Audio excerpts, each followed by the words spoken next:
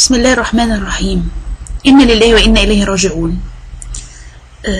الحقيقة يعني ربنا قدر إنه يختار لي جواره رائد التنمية البشرية دكتور إبراهيم الفقي، و يعني وبدعي له من كل قلبي إن ربنا يتغمده برحمته ويسكنه فسيح جناته، لأن أنا شخصيا تأثرت بيه جدا وتعلمت منه حاجات كتير قوي. والحقيقة أنا قصده ما أحطش علامة الحداد على صورته، لأن هو باقي بأعماله لا هتبقى، باقي بكتبه، باقي بمحاضراته، باقي بالعلوم اللي ألفها، باقي بإنجازاته اللي بتشهد له. والحقيقة برضو والفيديو ده أنا بحاول يعني من خلاله كده بتكلم أنا شخصيا اتعلمت إيه منه. وأنا معلوماتي عنه مش كتير لكنها كافية قوي إني أحترمه وأقدره. فمبدئيا طبعا اهم حاجه اتعلمتها من دكتور ابراهيم الفقي انه كان قدوه، ما كانش بيتكلم كلام نظري، بيقول الانسان يقدر يصنع نجاحه بايديه، هو نفسه قصه حياته بتعكس ده. يعني مثلا من ضمن الامثله ان هو تربيته ما كانتش مثاليه، ومن القصه المؤثره اللي كان بيحكيها يعني ان والده كسر ايده لما اتاخر مره في بره يعني من البيت، اتاخر مره في الرجوع من البيت، فوالده يعني زي ما بتقولوا خبطه خبطه فوقع فايده اتكسرت، وهو كان بطل مصر في البينج بونج. تمام. فده يعكس ان تربيته لم تكن مثاليه، وكان بيحكي برضه بيتنظر يقول ان هو يعني كان الضرب في بيتهم عادي خالص والشتايم وكل ده عادي خالص، بس هو لما اتغير كان بيحكي يقول انا عملت في عيلتي محضنه بين نحضن بعض، لانه ثبت علميا ان مساله الحضن بتزود المناعه عند الناس، يعني ان هو الحنان والمشاعر العلاقات الانسانيه الدافئه بتاثر حتى على الانسان من الناحيه الفسيولوجيه. فهو طبعا لما درس ده هو اللي كان له تاثير ايجابي على اسرته مش العكس. تمام. فده بيعكس ايه؟ اللي ما ينفعش حد يرجع يقول ايه اصل انا اتربيت كذا فخلاص انا هفضل طول عمري كده. وطبعا كان دايما بيقول هو طبعا سامح والده على الحكايه دي بعد وفاه والده، كان لاقي صعوبه قوي في انه يسامحه عليها. وحكى انه شاف والده في الحلم، وكانت قصه مؤثره جدا يعني الحقيقه. فدي اول يبقى هو كتربيه في البدايه وكنشأه لم تكن تربيته مثاليه. الحاجه الثانيه لما راح كندا ما كانش في يعني عنده اي معالق ذهب الحقيقه خالص، لانه من كان بيحكي من اللي حكاه مثلا انه جاء لي وقت غسل صحون، جاء لي وقت كان بيشتغل بيعمل في الامن وبيدرس في نفس الوقت، وانجب ربنا اراد انه ينجب بنتين توأم في هذه الظروف. تمام. وسبحان الله يعني ان هو على قد ما كانت بدايته غسل صحون في فنادق، بعد كده بقى من ابرز مديري الفنادق اللي بيشهد لهم على مستوى كندا كلها. ده غير طبعا تميزه العالمي كمحاضر في مجال التنميه البشريه، ده موضوع تاني. هو كان يعني موضوع اداره الفنادق ده كان احد نجاحاته، والتنميه البشريه ده وكميه طبعا الشهادات اللي خدها كانت غير عاديه. ضمن الحاجات اللي هو يعني اللي بدعي ربنا ان انا اقلده فيها يعني، وكان بيقرا بشراهه، كان بيقرا 5 كتب في الاسبوع يعني. وكل الناجحين تلاقيهم بيقراوا كتير على فكره يعني.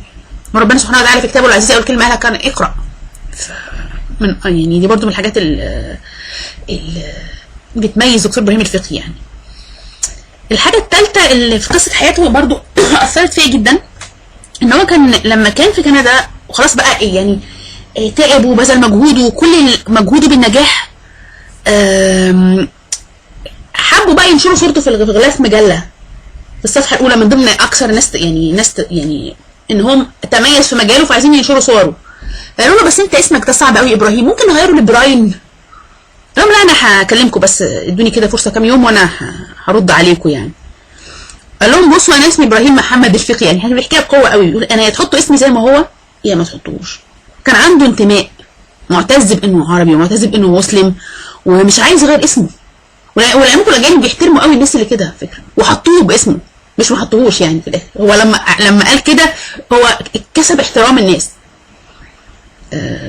قيس على ده المصريين اللي بيروحوا بره يعني عقدة الخواجه تشتغل يعني. هو كتير قوي كان بيتكلم عن الانتماء، يعني هو عاش بره لكن كان عنده انتماء غير عادي.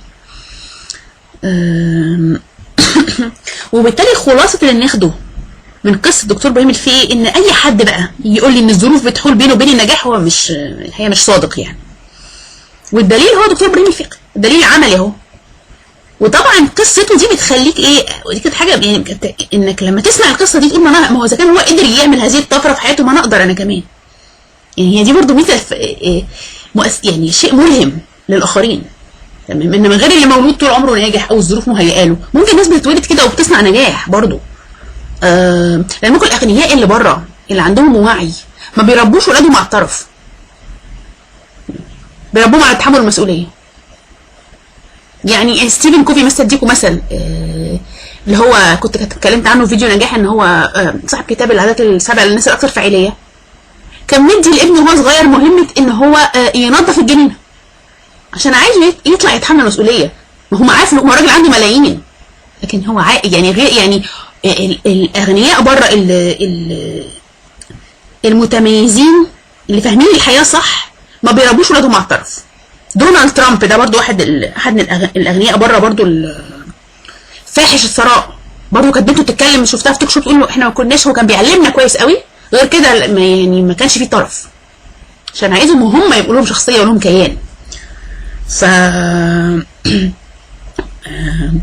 فالخلاصه اللي انا بقوله يعني الجزء الاولاني في اللي انا اتعلمته دكتور ابراهيم الفقي، ان الانسان يقدر يصنع نجاحه بايده لو عايز، مش حاجه اسمها ظروف بقى. وطبعا اتعلمت بقى منه نصائح عمليه من خلال المحاضرات اللي حضرتها له او الكتب اللي قراتها له او كده يعني. من الحاجات اللي اتعلمتها طبعا اهميه التفكير الايجابي، وكان بيقول حاجه مهمه جدا، كان بيقول ان اي حاجه بنفكر فيها بتنتشر وتتسع من نفس النوع. يعني لو انا فكرت بشكل ايجابي، صحيت الصبح كده افكر بشكل ايجابي جميل وان الحياه حلوه والامور هتمشي حلو، يقعد عقلي يجيب لي يجاوبني. يعني العقل ده في خدمتنا، احنا نفكر الفكره هو يجيبها لنا باضعاف. فكرت في تفكير ايجابي هلاقي كل حاجه حواليا تسندني التفكير ده، فكرت بشكل سلبي هلاقي كل حاجه برضو ايه بتسند التفكير ده. فدي كانت اول حاجه. وكان بيقولوا ان الواحد برضه من الحاجات الكويسه، نفترض انك نفسك فيك صفه نفسك تحققها، فانك بتقف كده قدام المرايه وتقول الحاجه اللي عايز تكونها. مثلا حد مثلا عنده مشكله ما عندوش ثقه في نفسه، فتقول انا واثق في نفسي، انا واثق في نفسي، انا واثق. يقعد يقولها لغايه ما تتحول لقناعه جواه. ده كلام علمي، بتبرمج نفسك، بتبرمج عقلك الباطن انه يقتنع بالحاجه اللي انت عايز تكونها. احنا بنقعد نقول احنا مش عايزين ايه، ودي غلطه كبيره. يقول لك لا، انت تقول انا عايز ايه. تمام. انا عايز اكون ايه، اللي انا حاسه انا مش عايزه، اللي انا عايزاه ده اقوله كل يوم كل يوم لغايه ما هيتحول لشيء يترسخ جوايا.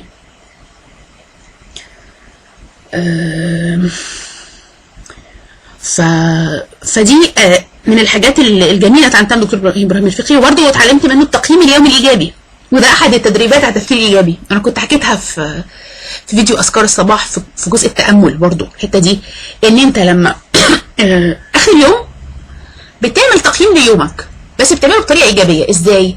الاول بتبدا بانك بتعدد نجاحاتك في اليوم. يبقى انا ببدا بقول الايجابي الاول، وبعد كده بقول الحاجات اللي هي ما بقولش سلبي، بقول اول تحسين، عايزه ايه اللي يبقى احسن، اللي انا لو حصل بكره احب اعمله بشكل افضل. تمام. التفكير الايجابي مش معناه ان انا اكون يعني اهرب من المشاكل، لا، انا اشوف الصوره كامله.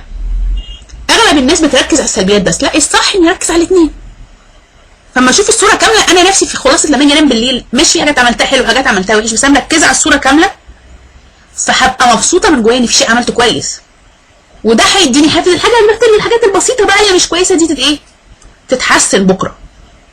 تمام. يعني التفكير الايجابي بيكون فيه صدق مع النفس، ما فيهوش ان اضحك على نفسي، وفي ان تاني يوم ببقى احسن. ما انا قلت لنفسي الموقف ده انا لما اتصرفت فيه النهارده مش عاجبني التصرف، طب بكره هعمل ايه؟ فبكره بتحسن.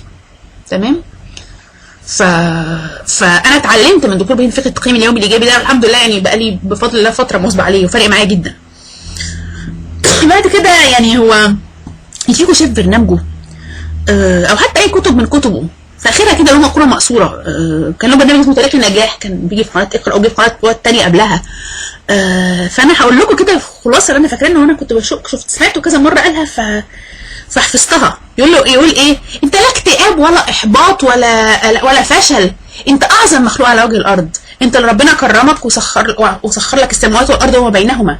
عيش بالحب، عيش بالحب لله، عيش بتطبع باخلاق الرسول عليه السلام والاولياء الصالحين، وبعد كده عيش بالكفاح والصبر، وقدر قيمه الحياه. ده كان كلامه، انا يعني مش بالحرف بس تقريبا كان ده المضمون اللي كان بيقوله.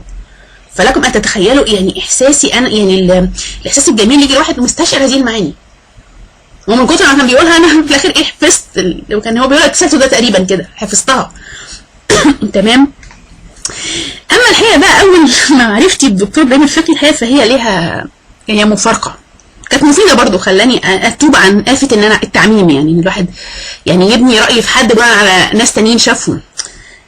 انا عشت في كندا من 2002 ل 2007. تمام. قبل ما اسافر ما كناش نسمع دكتور ابراهيم الفقي، او انا شخصيا ما كنت اسمع عنه يعني، ونزلت مصر مرات قليله قوي في الفتره دي. اما رجعت بقى في 2007 مصر، لقيت دكتور ابراهيم الفقي في كل حته، وان هو عالم تنميه بشريه، وان هو يعني كندي وكده، او له علاقه بكندا. طبعا في كندا وفي امريكا في مشكله، يعني في ناس كتير مش مؤمنين بربنا، فبدل ما يقولوا الله او كده يقولوا يونيفرس، يعني الكون. كتير قوي، يعني يمكن قليلين اللي بيقولوا ربنا. يعني يمكن مثلا ستيفن كوفي اللي هو مؤلف العادات السبع هو مسيحي اصلا. في برضو انثوني روبنز هو مسيحي، لكن في ناس تانية حتى ما يبانش، هو ممكن يعني عشان في ناس كتير مش مؤمنه فما بيقولوش ربنا، يقولوا يونيفرس في كتاباتهم. فانا اول ما جيت شفت دكتور ابراهيم الفقي كده وشفت صوره في كل حته، قلت ايه واحد كندي وعلماني وهيقول لي يونيفرس طبعا، وايه التسريحه اللي عاملها دي؟ افترضت فيه كل الفروض السيئه. فيشاء ربنا ان هو يكون كان عامل حاجه بشكل تطوعي مجانيه في قاعه المؤتمرات على ما اذكر، فرحت انا متحفزه اقصى درجات التحفز يعني. لقيته والله ما قالش الكل خير، كلامه قال الله قال الرسول، كل كلامه جميل. من اكتر الحاجات اللي انا فاكرها له اثرت فيا جامد جدا، ان هو واحنا قاعدين قال لنا خدوا نفس عميق وقولوا الحمد لله 3 مرات. عملناها مرتين. الطاقه اللي انا حسيت بيها من هذا الامر يومها انا مش ناسيها لغايه النهارده.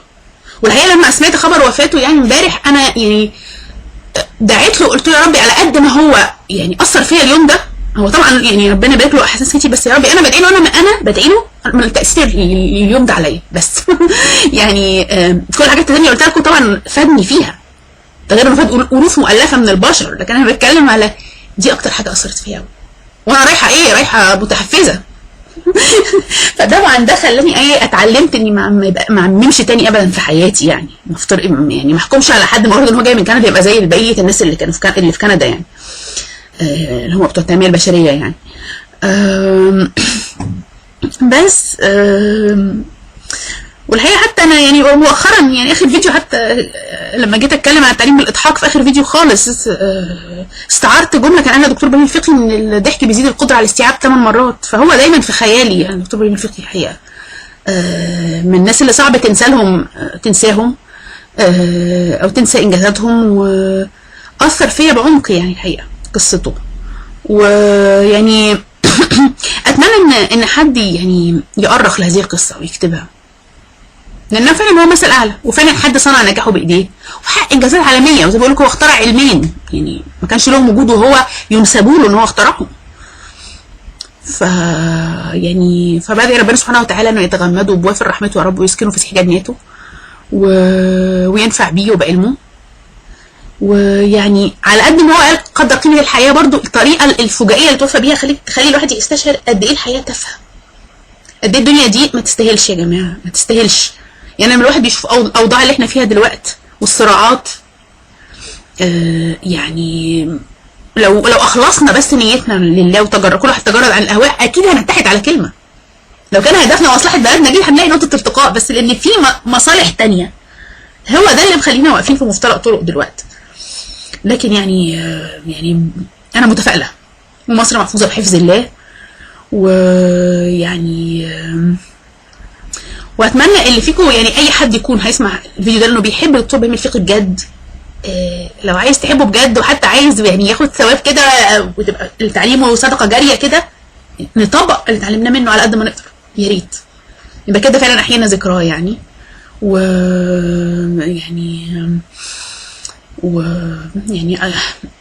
يعني ربنا يتغمده يا رب بوافر رحمته الواسعه ان شاء الله. ومستنيه تعليقاتكم باذن الله. السلام عليكم.